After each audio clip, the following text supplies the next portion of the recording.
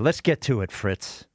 It's time for the High Hopes Jackie Baseball Report. Joining me right now is Jackie Baseball. Fritz. Here's Jackie Baseball. It didn't fire. Sloppy. It's a little Sloppy. No, it's this thing. You're a 6 in there.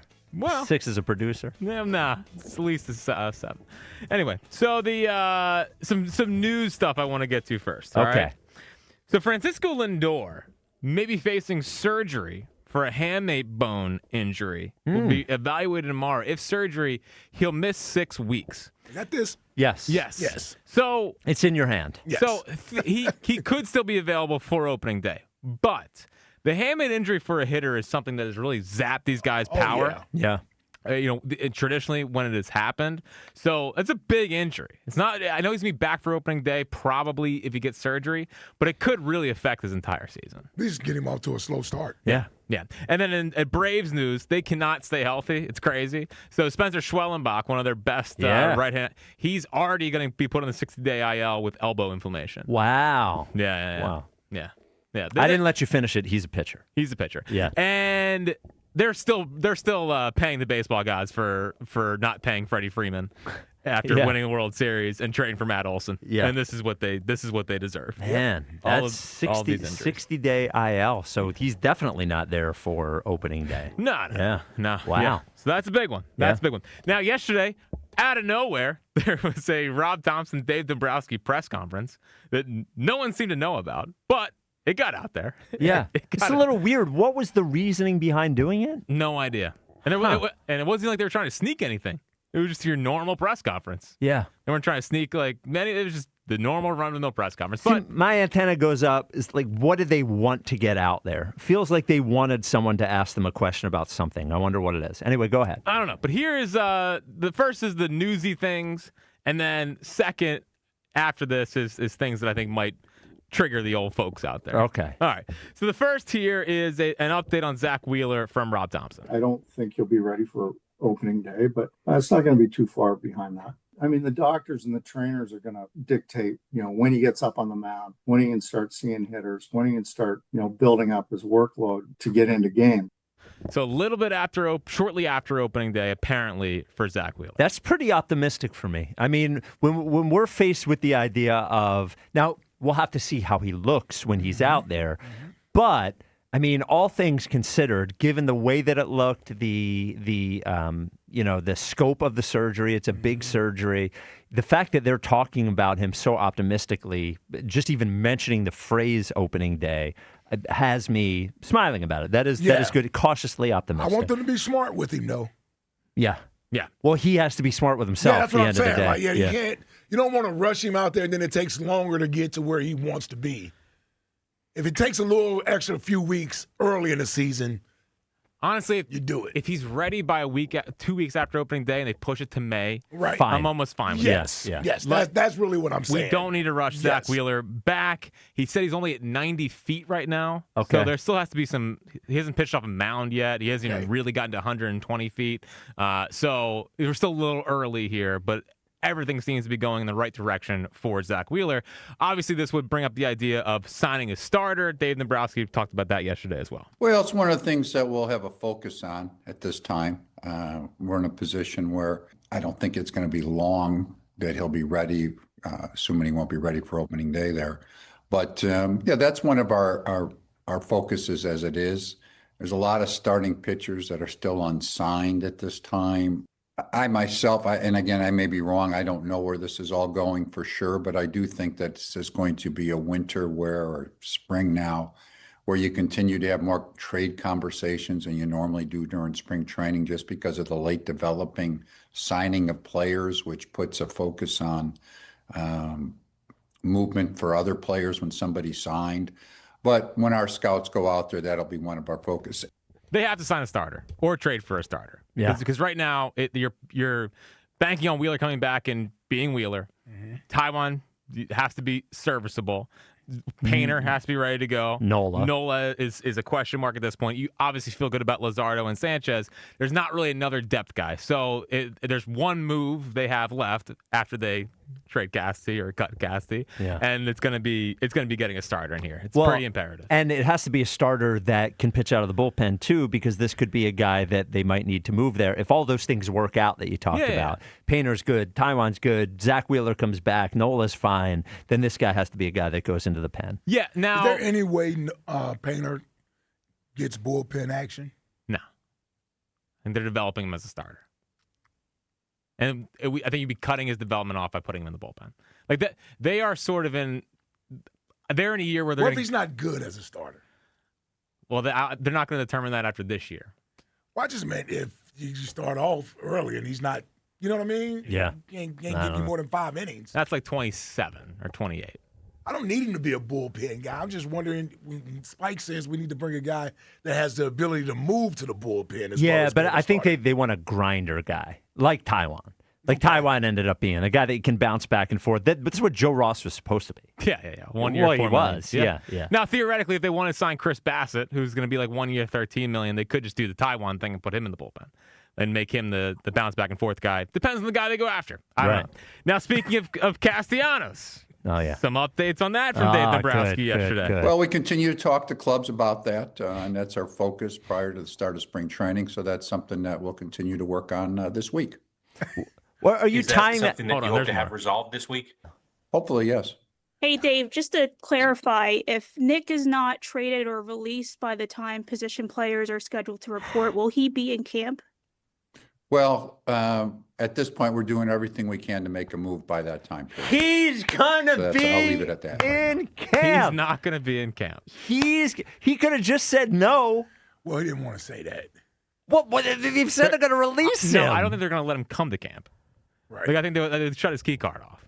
Well, then why wouldn't they just? Oh, okay. And do you tie that to his other conversation about trade conversations happening late, and maybe that's why they're not just releasing him because they think somebody might want to trade for him? Is that it?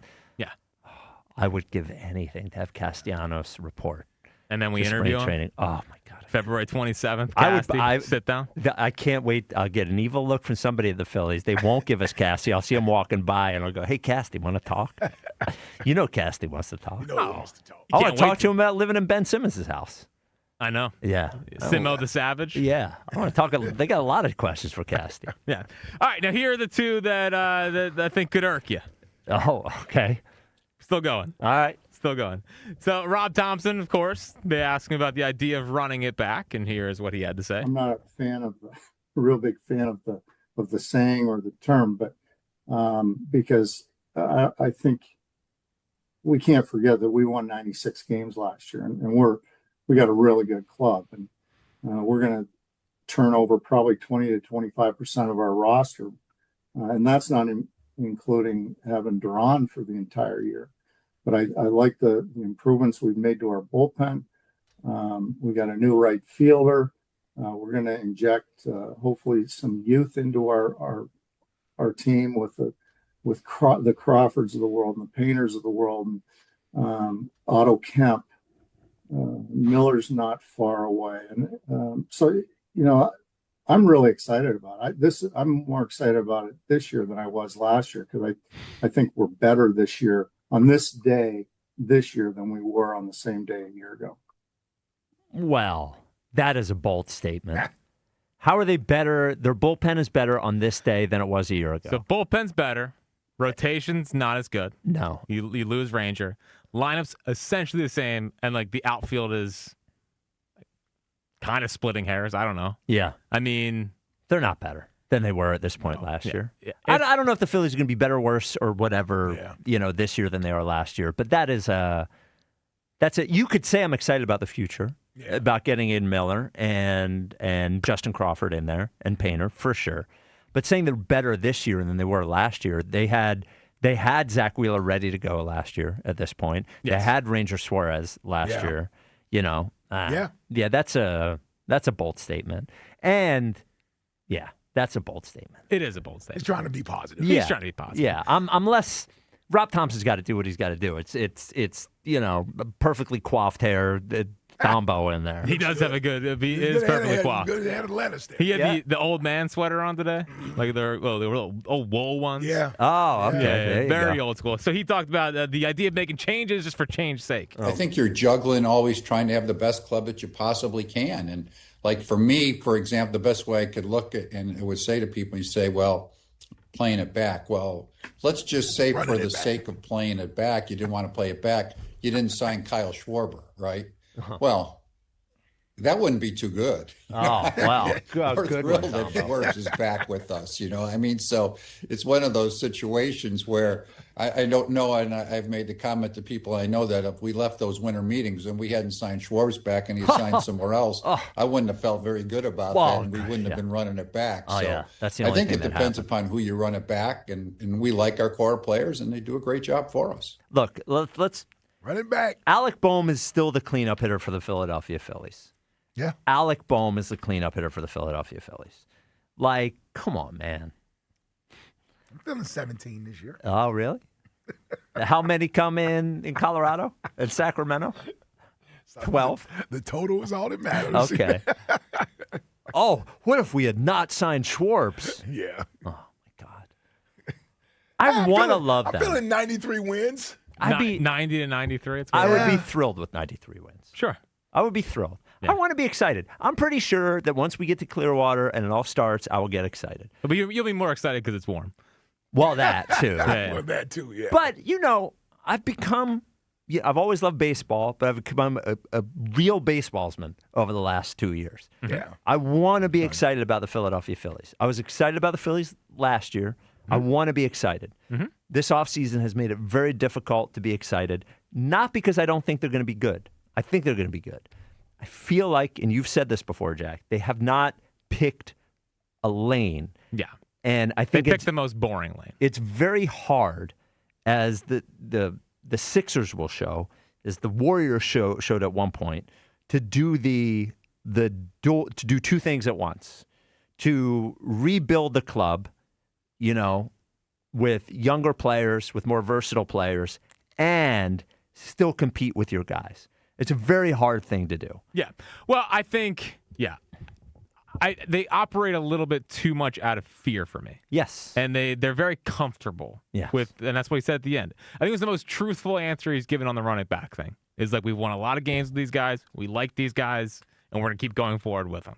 You know what? The thing about Dombrowski is he's clearly a good general manager. He's a good general manager his whole career. He has to prove nothing.